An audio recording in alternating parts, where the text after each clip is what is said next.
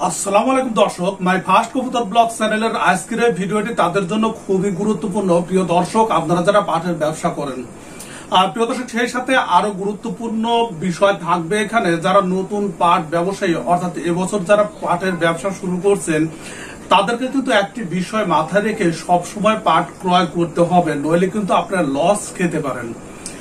প্রিয় দর্শক, সারা বাংলাদেশে মাই ফার্স্ট কবুতর ব্লগ চ্যানেলের সংগৃহীত তথ্য মতে প্রায় 60% পাট কিন্তু কাটা হয়ে গেছে। এগুলো জাগ দেওয়া চলছে এবং কিছু কিছু হাটগুলোতে নতুন পাটের আমদানিও কিন্তু শুরু হয়ে গেছে। এখন বিষয়টা হচ্ছে যে পাটের বাজার দর কেমন চলছে। মাই ফার্স্ট কবুতর ব্লগ চ্যানেলের সংগৃহীত তথ্য মতে বর্তমানে নতুন পাটের বাজার দর যেটি চলছে, অর্থাৎ সার্বিকভাবে সারা বাংলাদেশে, সেটি হলো 2900 টাকা থেকে, কোথাও কোথাও শুরু হয়েছে 2800 টাকা থেকে, অর্থাৎ যেগুলো সবচেয়ে ভালো মানের পাট, হাই কোয়ালিটি বা এ গ্রেড পাট যেটাকে বলা হয়, সেগুলো হাট বিশেষে 2800 টাকা থেকে 3200 টাকার মধ্যে এই নতুন পাটগুলো বিক্রি হচ্ছে।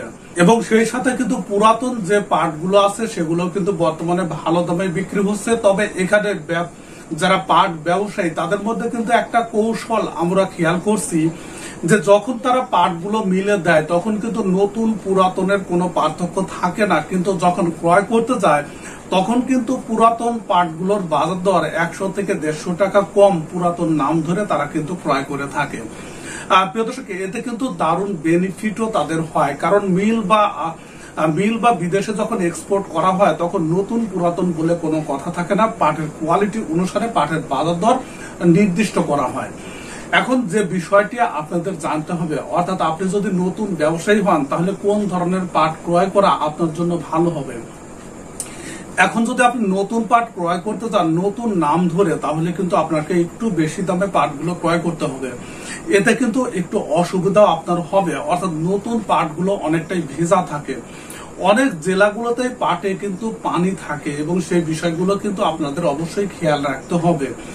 তবে পুরাতন পাট যদি আপনি ক্রয় করেন তাহলে কিন্তু লাভ হওয়ার সম্ভাবনা বেশি, কারণ ক্রয়ের ক্ষেত্রে কিছুটা কমে ক্রয় করবেন এবং পাটগুলো কিন্তু একদম শুকনা থাকে। প্রিয় দর্শক, এই বিষয়গুলো কিন্তু নতুন ব্যবসায়ী যারা আছেন তাদেরকে কিন্তু মাথায় রাখতে হবে। এবং আপনি যখন এই পাটগুলো সেল করবেন তখন নতুন পুরাতন বলে কোনো কথা থাকবে না।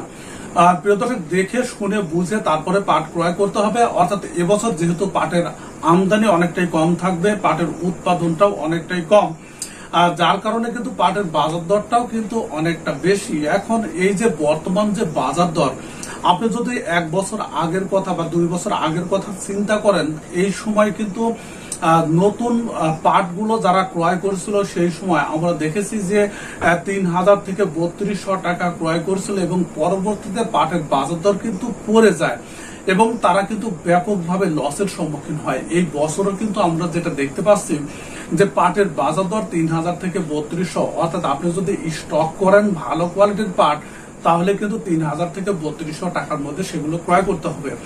অথচ গত বছর এই সময় আমরা দেখেছি যে 1800 টাকা থেকে 2200, কোথাও কোথাও 2400 সর্বোচ্চ হাই কোয়ালিটির পাটগুলো কিন্তু ক্রয় করেছিল এবং সেই পাটগুলো 2800 থেকে 3200 টাকার মধ্যে তারা কিন্তু বিক্রি করে এখানে প্রতি মনে 800 থেকে 1000 টাকা অথবা 600 থেকে 800 টাকা, কোথাও কোথাও এলাকা ভেদে পাটের বাজার দর যেহেতু পার্থক্য দেখা যায়, এইরকম পরিমাণে তারা কিন্তু লাভ করেছিল এবং তারা বেশ সন্তুষ্ট ছিল।